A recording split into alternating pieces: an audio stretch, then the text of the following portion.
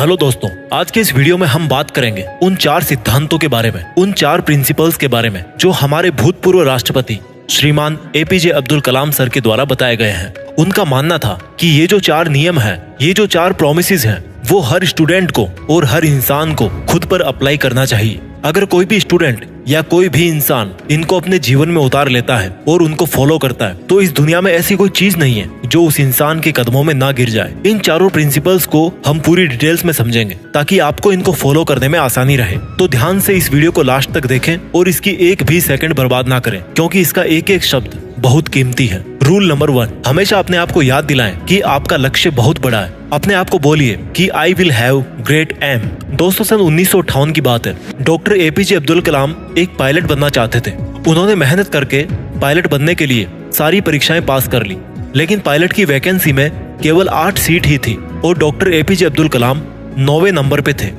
अब उनका सिलेक्शन केवल तभी हो सकता था जब उनके ऊपर के 8 कैंडिडेट्स में से या तो कोई अपनी वैकेंसी छोड़ दे या फिर मेडिकल में आउट हो जाए। लेकिन उनको इस बात का काफी डिसअपॉइंटमेंट हुआ कि उनका केवल एक रैंक की वजह से वो सिलेक्शन से आउट हो गए। लेकिन उन्होंने ये स्वीकार किया कि it was a disappointment for me but disappointment could not defeat me, यानी कि मैं निराश जरूर हुआ था लेकिन निराशा कभी मुझे हरा नहीं सकी। उन्होंने ठान लिया था कि भले ही पायलट बनके एयरक्राफ्ट ना उड़ा सकूं, लेकिन एक इंजीनियर बनके, एक साइंटिस्ट बनके मैं एयरक्राफ्ट जरूर बना सकता हूँ, मिसाइल बना सकता हूँ, रॉकेट बना सकता हूँ। और दोस्तों, ये तो किसी को नहीं पता कि अगर डॉक्टर एपीजे अब्दुल कलाम पायलट बनते तो वो कहाँ तक पहुँच पाते। लेकिन उन्होंने इस बात को जरूर साबित किया कि अगर वो पायलट नहीं बन पाए तो उन्होंने मिसाइल्स और रॉकेट जरूर बना दिए। और वो भले ही इंडियन एयरफोर्स के पायलट नहीं बन पाए, लेकिन राष्ट्रपति जरूर बने, जो कि तीनों सेनाओं के कमांडर इन चीफ होते हैं। और तीनों सेनाओं में आर्मी, नेवी और एयरफोर्स भी होती है। दोस्तों, उनका कहा गया रूल नंबर 1 कि हमेशा अपने आप को बोलिए कि I will have great M,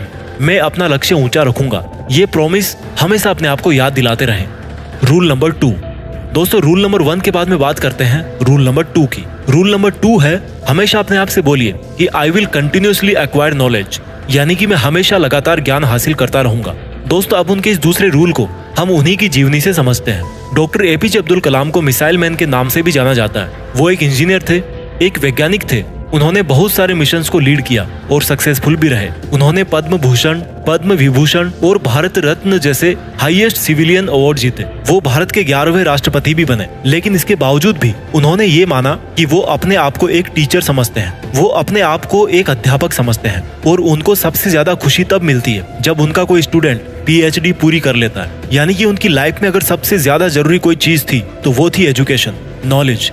उनका मानना था कि एजुकेशन के लिए, यानी कि ज्ञान के लिए, जो सबसे बेस्ट टाइम होता है वो होता है स्टूडेंट लाइफ। और किसी भी इंसान की सक्सेस के पीछे उसकी एजुकेशन का, उसके नॉलेज का सबसे बड़ा हाथ होता है। उनका ये मानना था कि अगर एक स्टूडेंट का सबसे प्राइमरी कोई जॉब है तो वो है अच्छी शिक्षा ग्रहण करना। एक विद्यार्थी को एजुकेशन के अलावा किसी दूसरी चीज के बारे में नहीं सोचना चाहिए। अगर एक स्टूडेंट एजुकेशन के अलावा कुछ और करना चाहता है तो वो वीकेंड्स में किसी हॉस्पिटल के बाहर गरीब लोगों के प्रति अपनी संवेदना व्यक्त कर सकता है, उन्हें खाना दे सकता है, उन्हें खुशी दे सकता है, पेड़ पौधे लगा सकता है, दूसरे लोगों को भी शिक्षा दे सकता है। लेकिन इन सब कामों के बावजूद भी एक स्टूडेंट के लिए केवल नॉलेज हासिल करना ही सबसे पहली प्राथमिकता होनी चाहिए। यानी कि आपको हमेशा अपने आप को ये याद दिलाना है कि चाहे कुछ भी हो, मैं सीखना नहीं छोड़ूंगा। दोस्तों, पहला रूल था अपने आप को याद दिलाना कि I will have great aim, और दूसरा रूल है अपने आप को याद दिलाना कि I will continuously acquire knowledge. इसके बाद में बात करते हैं रूल नंबर 3 की।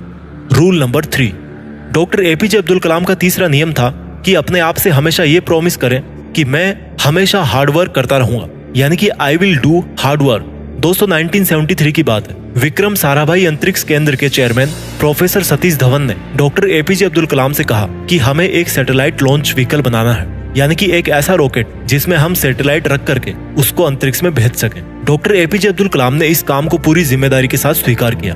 वो इस प्रोजेक्ट और मिशन के डायरेक्टर थे, यानी कि पूरी टीम को उनके नीचे काम करना था। उनके नीचे 1000 से भी ज्यादा दूसरे इंजीनियर थे और करीब 10,000 वर्कर थे। इनके अलावा भी ऐसे बहुत सारे लोग थे जो इनडायरेक्टली इस मिशन से जुड़े हुए थे। इतनी बड़ी टीम को 6 साल का वक्त लगा प्रोजेक्ट शुरू करने से लेकर लॉन्च के दिन तक। 17 अगस्त 1979 इस तारीख को सैटेलाइट लॉन्चर का टेस्ट होना था। लॉन्च के 8 मिनट पहले सारा कंट्रोल कंप्यूटर के हाथों में दे दिया गया, लेकिन उसी वक्त एक चेतावनी आई कि लॉन्चिंग में कुछ दिक्कत है। लॉन्च के ठीक 4 मिनट पहले ये डायग्नोस किया गया कि लॉन्चर में कुछ लीक्स हैं।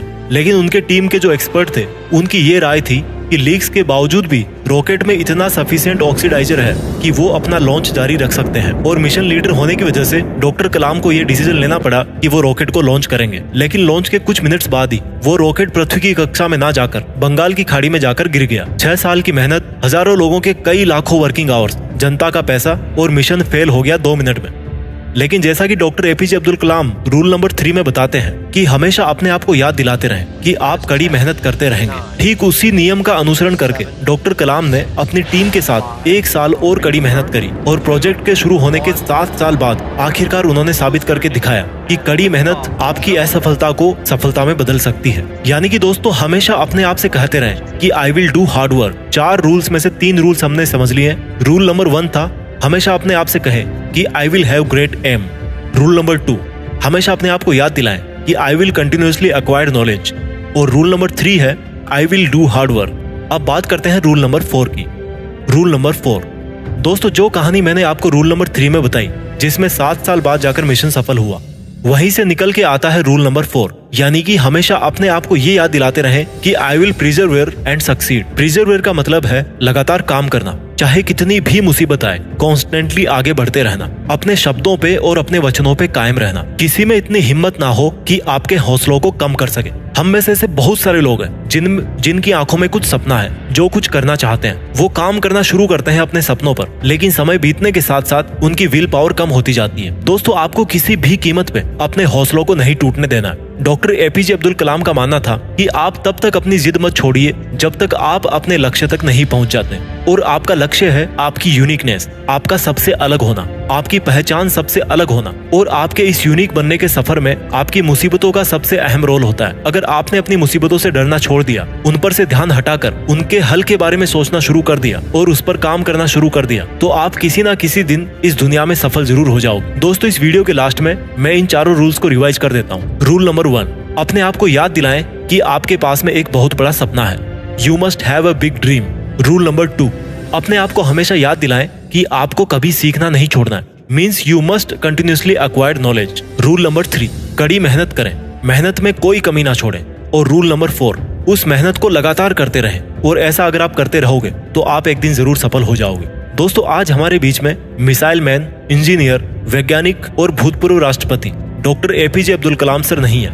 जैसा कि उन्होंने बताया था कि वो अपने आप को एक अध्यापक ही समझते थे। उन्होंने अपनी आखिरी सांस भी Indian institute of management Shillong के स्टूडेंट्स को एक लेक्चर देते हुए ली, जिस लेक्चर का टॉपिक था creating a livable planet Earth. वो 4000 वर्ड्स का उनका लेक्चर अनफिनिश्ड ही रहा। मानो उनका कहना ये था जाते जाते कि वापस फिर आऊंगा लौट के। लेकिन प्रकृति के नियम को कौन बदल सकता है। आइए आज हम एक शपथ लें कि जो रास्ता हमारे डॉक्टर एपीजे अब्दुल कलाम सर ने हमें दिखाया, उस पर हम लगातार आगे बढ़ते रहें और अपने वचनों पे कायम रहें और अनंत समय तक डॉक्टर एपीजे अब्दुल कलाम सर को हमारे खुद के अंदर जिंदा रखें और पूरी दुनिया को दिखा दें कि हिंदुस्तान से बेहतर कोई दूसरा देश नहीं हो सकता। अपने सपनों का पूरी रफ्तार के साथ पीछा करते रहिए और देश में खुद के साथ साथ दुनिया में देश का नाम भी कीजिए।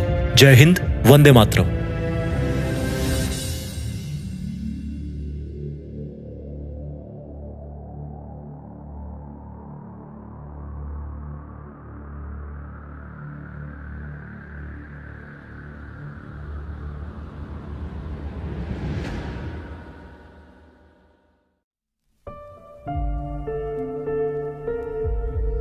जीत फिक्स।